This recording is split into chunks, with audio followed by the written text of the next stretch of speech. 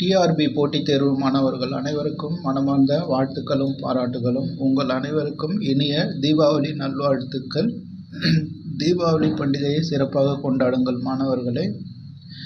அதன் பிறகு தொடர்ந்து படிக்க ஆரம்பியுங்கள். இப்பொழுது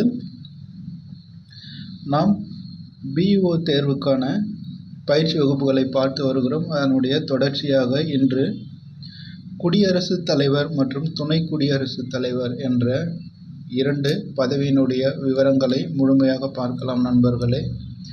அதாவது உங்களுடைய பிஇஓ பாடத்திட்டத்தில் கொடுக்கப்பட்டுள்ள யூனிட் 5, அதாவது அலகு 5 என்று சொல்லக்கூடிய கான்ஸ்டிடியூஷன் டெவலப்மெண்ட், அரசியலமைப்பின் வளர்ச்சி என்று கொடுத்திருக்கிறார்கள். அதில் உள்ள ஒவ்வொரு வார்த்தைகளும் முழுமையாக பார்த்து வருகிறோம். அதனுடைய தொடர்ச்சியாக இன்று யூனியன் லெஜிஸ்லேட்டர் அல்லது யூனியன் எக்ஸிக்யூட்டிவ், அதாவது மத்திய சட்டமன்றம் அல்லது மத்திய அரசினுடைய நிர்வாகம் என்பதனுடைய விவரங்களை பார்க்கலாம் நண்பர்களே. மத்திய அரசினுடைய நிர்வாகம் என்பது குடியரசுத் தலைவர், துணை குடியரசுத் தலைவர், பிரதமர், கவுன்சில் ஆஃப் மினிஸ்டர் என்ற இவர்களை கொண்டதுதான். முதலில் இந்த வகுப்பில் குடியரசுத் தலைவர் மற்றும் துணை குடியரசுத் தலைவர் என்ற 2 பதவியினுடைய விவரங்களை பார்க்கலாம். அடுத்த வகுப்பில் பிரதமர் மற்றும் கவுன்சில் ஆஃப் மினிஸ்டர் என்று சொல்லக்கூடிய மந்திரி சபையை பற்றி அடுத்த வகுப்பில் பார்க்கலாம் நண்பர்களே. இதற்கு முன்பாக நிறைய வகுப்புகள் நடந்து முடிந்திருக்கிறது நண்பர்களே, முக்கியத்துவமான வகுப்புகள். அதை பார்க்காதவர்கள் பாருங்கள், கண்டிப்பாக உங்களுக்கு அது கை கொடுக்கும். சென்ற வகுப்பின் தொடர்ச்சியாக இப்போது மத்திய அரசு நிர்வாகம் என்பதின் குடியரசுத் தலைவர் என்பதை பற்றி பார்க்கலாம் நண்பர்களே. அதாவது குடியரசுத் தலைவரை பற்றி குறிப்பிடுகிற அரசியலமைப்பு சட்டப்பிரிவு, அதாவது மத்திய அரசு நிர்வாகம் என்பது ஆர்டிக்கல் 52 இருந்து 78 வரை உள்ள சட்டப்பிரிவு மத்திய அரசினுடைய நிர்வாகத்தை பற்றி குறிப்பிடுகிறது. இது பார்ட் 5 என்று சொல்லக்கூடிய 5வது பிரிவில் உள்ளது நண்பர்களே. அதாவது மத்திய அரசினுடைய நிர்வாகமானது 5வது பிரிவில் கொடுக்கப்பட்டுள்ளது. இது ஆர்டிக்கல் 52 இருந்து 78 வரை உள்ள பிரிவுகள் மத்திய அரசை பற்றி குறிப்பிடுகிறது நண்பர்களே. இப்போது குடியரசுத் தலைவரை பற்றி பார்க்கலாம்.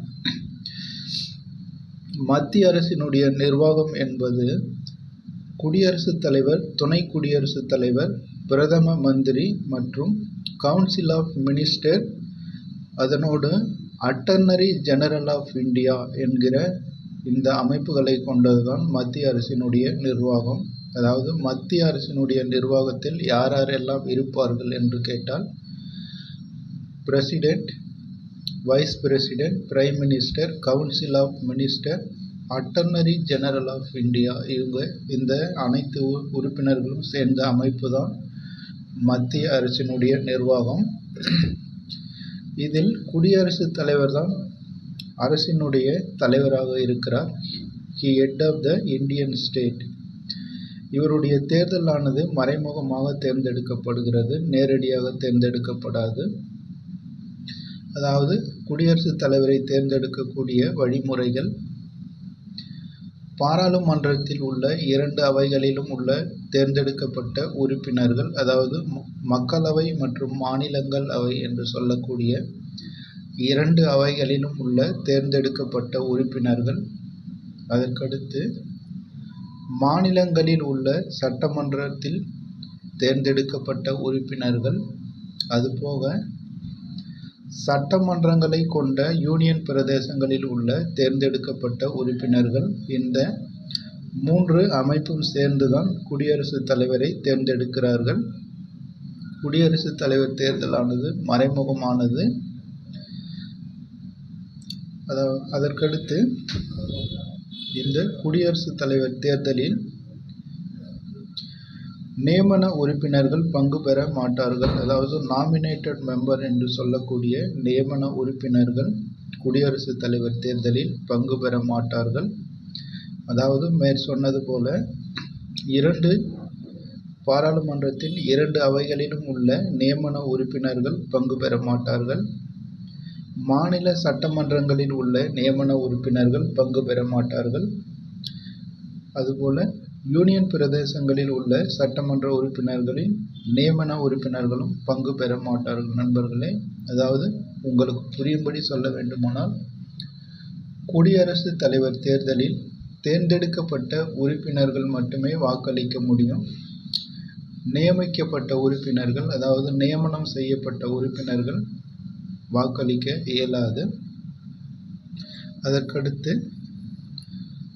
மாநிலங்களில் மேலவை இருந்தால் அந்த மேலவை உறுப்பினர்கள் யாரும் குடியரசுத் தலைவர் தேர்தலில் வாக்களிக்க முடியாது நண்பர்களே. அதாவது பை கமர்ஷியல் லெஜிஸ்லேட்டர் என்று சொல்லக்கூடிய 2 அடுக்கு சட்டமன்றத்தை கொண்ட மாநிலங்களில் மேலவை என்று சொல்லக்கூடிய சட்ட மேலவையில் உள்ள உறுப்பினர்கள் யாரும் குடியரசுத் தலைவர் தேர்தலில் வாக்களிக்க முடியாது.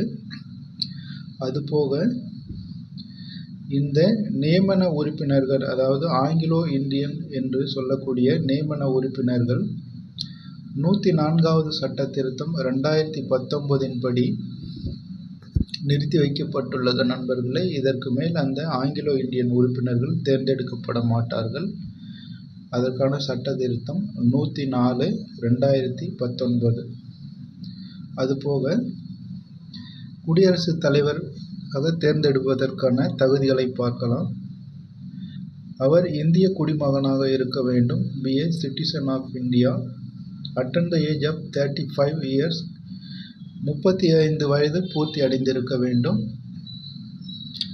மெம்பர் ஆஃப் லோக்சபா, அதாவது மக்களவையால் தேர்ந்தெடுக்கப்படுவதற்கான தகுதியை பெற்றிருக்க வேண்டும். குடியரசுத் தலைவர் மக்களவைக்கு தேர்ந்தெடுக்கக்கூடிய தகுதியை பெற்றிருக்க வேண்டும். அவருடைய பதவி காலம் 5 ஆண்டுகள், அதாவது பொதுவாக 5 ஆண்டுகள் என்று குறிப்பிடப்பட்டிருந்தாலும் அவர் மீது குற்றங்கள் ஏதேனும் இருப்பின் அவர் இடையிலும் நீக்கப்படுவதற்கான வாய்ப்பு இருக்கிறது. அதை பின்வருமாறு பார்க்கலாம். இப்பொழுது சில விவரங்களை உங்களுக்கு சொல்லி ஆக வேண்டும் நண்பர்களே, ஏனென்றால் அது கட்டாயமாக கேட்பார்கள். இந்தியாவினுடைய முதல் குடியரசுத் தலைவர் ராஜேந்திர பிரசாத்.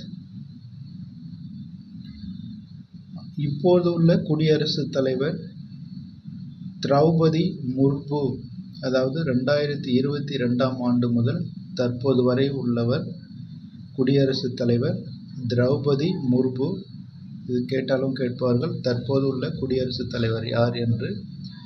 திரௌபதி முர்மு இவர் 2022ஆம் ஆண்டு முதல் இருந்து வருகிறார். அதற்கடுத்து போட்டியின்றி தேர்ந்தெடுக்கப்பட்ட குடியரசுத் தலைவர் யார் என்று கேட்பார்கள். இது கட்டாயமாக தேர்வில் கேட்பார்கள் நண்பர்களே. இந்திய வரலாற்றிலேயே போட்டியின்றி தேர்ந்தெடுக்கப்பட்ட ஒரு குடியரசுத் தலைவர் நீலம் சஞ்சீவி ரெட்டி. இவர்தான் எந்தவித எதிர்ப்புமின்றி போட்டுமின்றி தேர்ந்தெடுக்கப்பட்டிருக்கிறார். தேர்ந்தெடுக்கப்பட்ட ஆண்டு 1977. இதை புரிந்து கொள்ளுங்கள் நண்பர்களே, கேட்பதற்கு நிறைய வாய்ப்பு இருக்கிறது. அதாவது போட்டியின்றி தேர்ந்தெடுக்கப்பட்ட குடியரசுத் தலைவர் நீலம் சஞ்சீவி ரெட்டி, தேர்ந்தெடுக்கப்பட்ட ஆண்டு 1977. அதற்கடுத்து குடியரசுத் தலைவருக்கான சில அதிகாரங்கள் இருக்கிறது நண்பர்களே. அதாவது எமர்ஜென்சி பவர் என்று சொல்லக்கூடிய அவசர நிலையை பிரகடனப்படுத்தக்கூடிய அதிகாரங்கள் குடியரசுத் தலைவருக்கு வழங்கப்பட்டிருக்கிறது. இதிலிருந்து கேள்விகள் வரும், அதை பற்றி இப்போது பார்க்கலாம். 3 வகையான அவசர நிலை பிரகடனம் இருக்கிறது. முதலில் நேஷனல் எமர்ஜென்சி, ஆர்டிக்கல் 352, அதாவது தேசிய அவசர நிலை பிரகடனம் ஆர்டிக்கல் 352 352. இதை தெளிவாக கேளுங்கள் நண்பர்களே. இந்த நேஷனல் எமர்ஜென்சி பற்றி குறிப்பிடும் சட்டப்பிரிவு எது என்று கேட்பார்கள். நிறைய தடவை கேட்டிருக்கிறார்கள். அதாவது 352. அதற்கடுத்து ஸ்டேட் எமர்ஜென்சி, அதாவது பிரசிடென்டல் ரூல் என அழைக்கப்படுவது ஸ்டேட் எமர்ஜென்சி. அதை குறிப்பிடக்கூடிய ஆர்டிக்கல் 356 and 365. இந்த 2 ஆர்டிக்கலும் ஸ்டேட் எமர்ஜென்சியை பற்றி குறிப்பிடுகிறது. ஸ்டேட் எமர்ஜென்சியின் மற்றொரு பெயர் பிரசிடென்டல் ரூல், அதாவது மாநில அவசர நிலை பிரகடனமானது குடியரசுத் தலைவர் ஆட்சி எனவும் அழைக்கப்படுகிறது. இதுவும் கேட்பார்கள் நண்பர்களே. ஸ்டேட் எமர்ஜென்சி எவ்வாறு அழைக்கப்படுகிறது என்று கேட்பார்கள். பிரசிடென்டல் ரூல் என அழைக்கப்படுகிறது. இந்த ஸ்டேட் எமர்ஜென்சி பற்றி குறிப்பிடுகிற சட்டப்பிரிவு ஆர்டிக்கல் 356 அண்டு 365. இது எவ்வாறான சூழ்நிலையில் ஏற்படும் என்றால், ஒரு மாநிலத்தில் சட்டம் ஒழுங்கு சரியில்லாமல் போகிற சூழ்நிலைகளில் குடியரசுத் தலைவர் ஆட்சியானது அமல்படுத்தப்படும். முன்னாடி நான் பார்த்தது போல நேஷனல் எமர்ஜென்சி என்பது போர் மற்றும் வெளிப்புற ஆக்கிரமிப்பு மற்றும் உள்நாட்டு ஆயுத கிளர்ச்சி போன்றவைகளால் அந்த நேஷனல் எமர்ஜென்சி ஏற்படும். அதற்கடுத்து மூன்றாவதாக ஃபைனான்சியல் எமர்ஜென்சி, அதாவது நிதி அவசர நிலை பிரகடனம், அதாவது பணம் சம்பந்தப்பட்ட அவசர நிலை பிரகடனம். இதனுடைய ஆர்டிக்கல் 360 360. இதுவரை இது இந்தியாவில் அமல்படுத்தப்படவில்லை நண்பர்களே. ஏனென்றால் நிதி அவசர நிலை பிரகடனமானது இதுவரை அமல்படுத்தவில்லை. இது எப்போது ஏற்படுத்தப்படும் என்றால், நாட்டின் விலைவாசியானது கட்டுக்கடங்காமல் கைமீறி போகிற சூழ்நிலை வரும்போதுதான் இந்த ஃபைனான்சியல் எமர்ஜென்சியானது அமல்படுத்தப்படும். அதாவது உங்களுக்கு சொல்ல வேண்டுமானால், இப்பொழுது 1 கிலோ தக்காளியானது 50 ரூபாய்க்கு விற்கிறார்கள். அதுவே 1 கிலோ தக்காளியானது 500 ரூபாய் 1000 ரூபாய் என்று இந்தியா முழுவதும் மிக மோசமான விலையேற்றம் இருக்கும் சூழ்நிலையில் அப்பொழுது இந்த ஃபைனான்சியல் எமர்ஜென்சியானது அமல்படுத்தப்படும். இந்தியாவில் இதுவரை அமல்படுத்தப்படவில்லை நண்பர்களே. இதனுடைய சட்டப்பிரிவு 360. இந்த 3 அவசர நிலை பிரகடனத்துடைய சட்டப்பிரிவை தெரிந்து கொள்ளுங்கள். ஏதேனும் ஒன்றை கொடுத்து கேட்பார்கள். அதுபோக குடியரசுத் தலைவரை பற்றி குறிப்பிடுகிற சில முக்கியமான ஆர்டிக்கலை பார்க்கலாம். டிஎன்பிஎஸ்சி தேர்வுகளில் அடிக்கடி ஏதேனும் ஒரு ஆர்டிக்கல் கொடுத்து குடியரசுத் தலைவரை பற்றி என்ன சொல்கிறது என்று கேட்பார்கள். எனவே பிஇஓ தேர்விலும் அது வரும் என்று எதிர்பார்க்கிறேன். எனவே முக்கியமான ஆர்டிக்கலை பற்றி பார்க்கலாம் நண்பர்களே.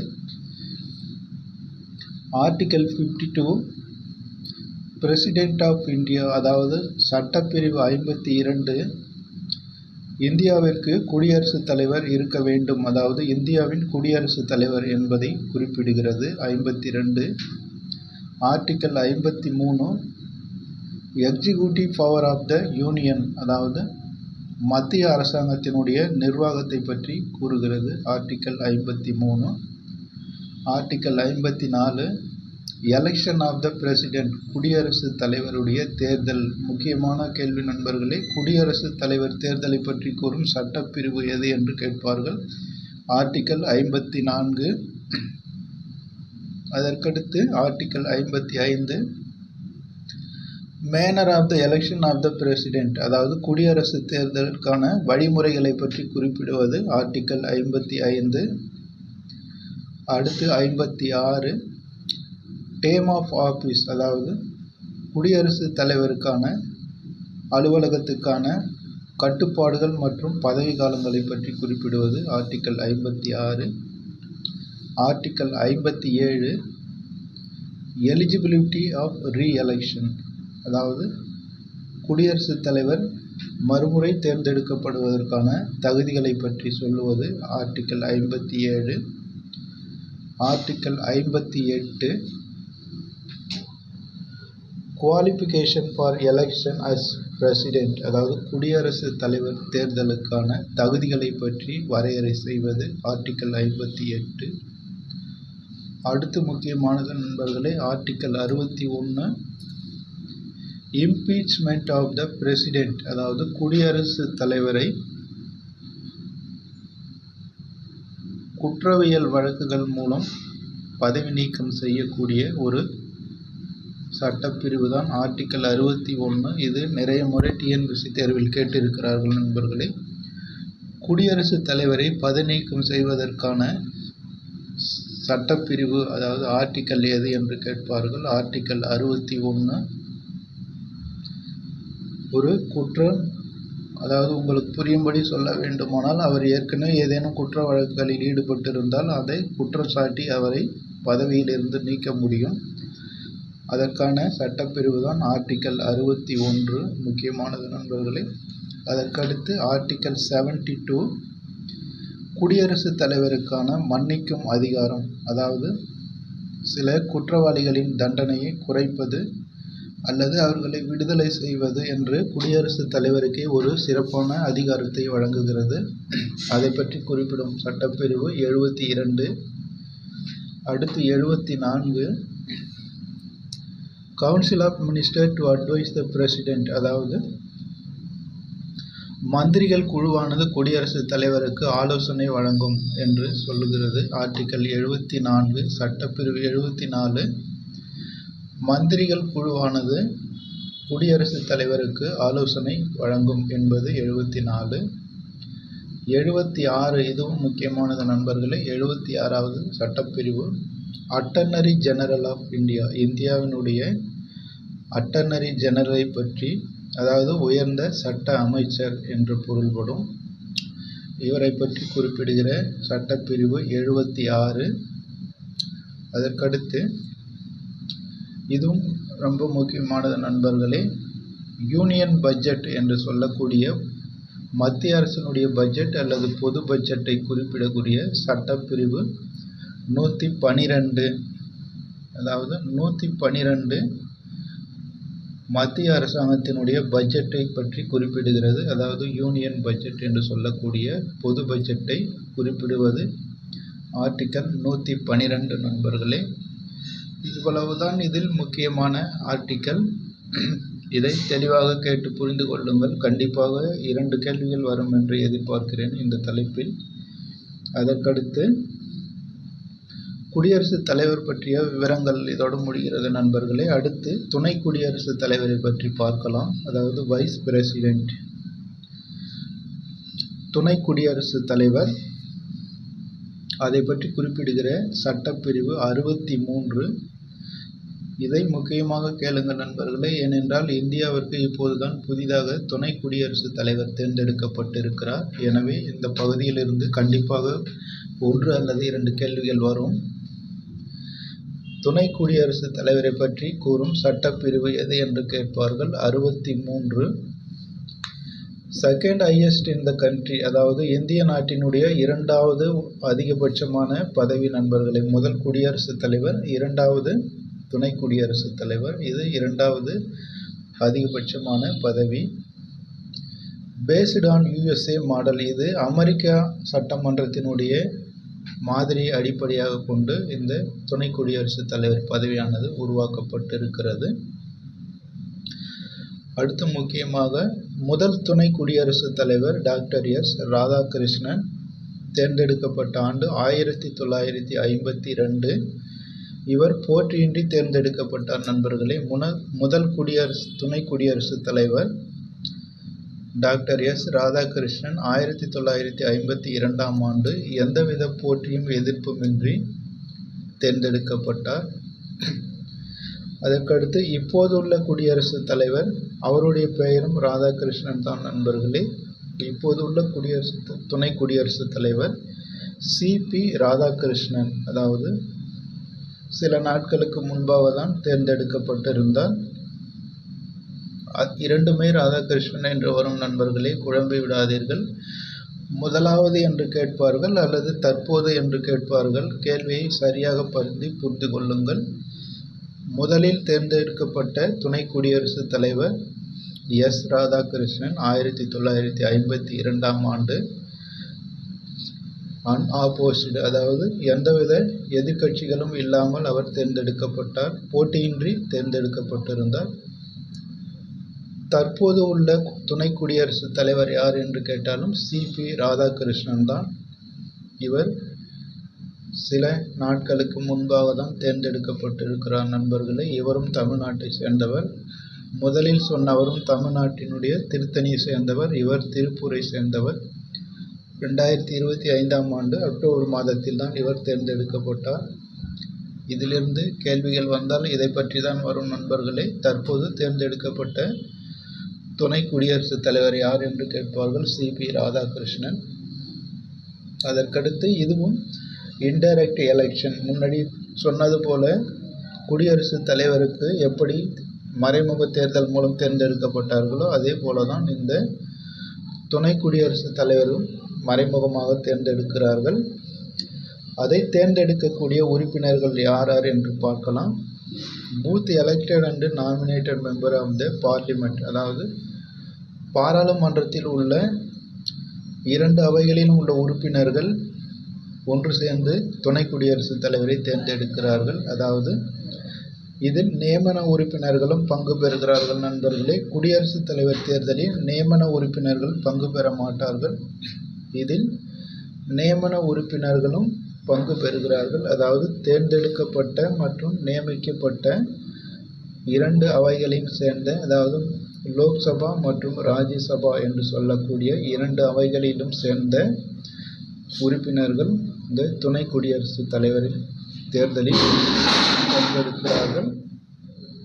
அதற்கடுத்து not include state legislative assembly, மாநில சட்டமன்றங்களில் உள்ள உறுப்பினர்கள் துணை குடியரசுத் தலைவரின் தேர்தலில் பங்கெடுக்க மாட்டார்கள்.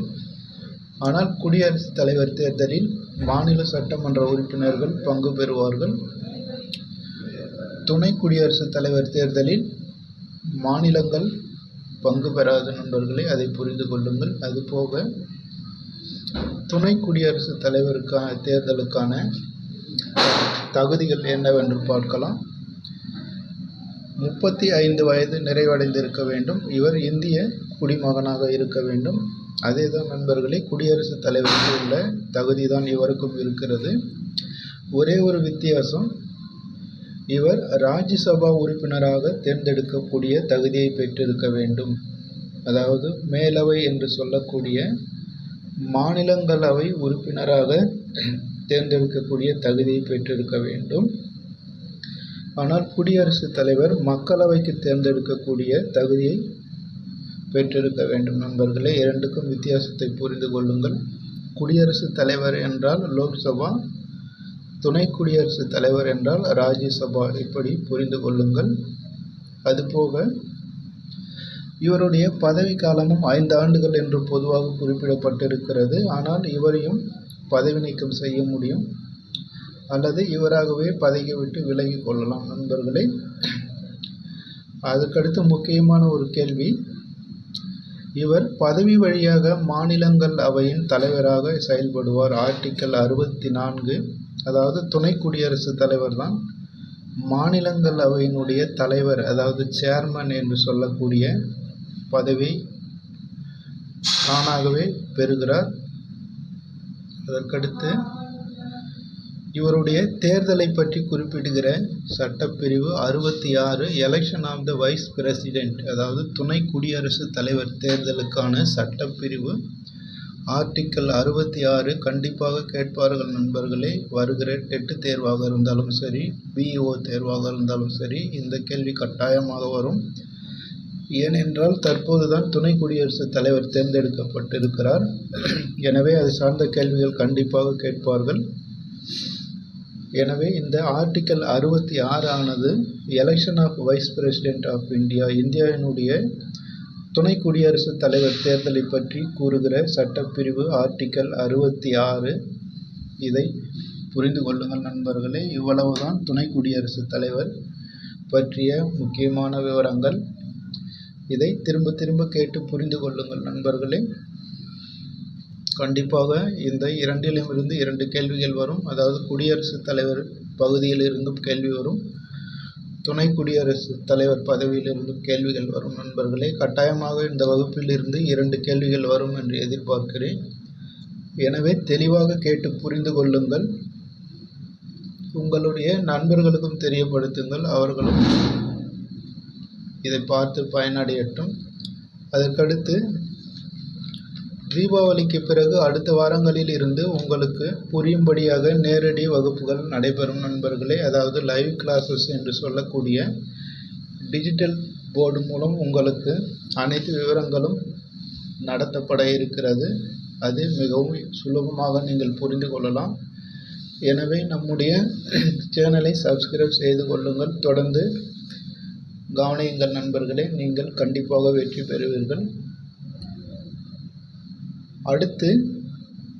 அடுத்த வகுப்பில் பிரதமரை பற்றிய விவரங்களை பார்க்கலாம் நண்பர்களே. இந்த வகுப்பு இதோடு முடித்து கொள்ளலாம். நன்றி நண்பர்களே. மீண்டும் நாளை சந்திப்போம்.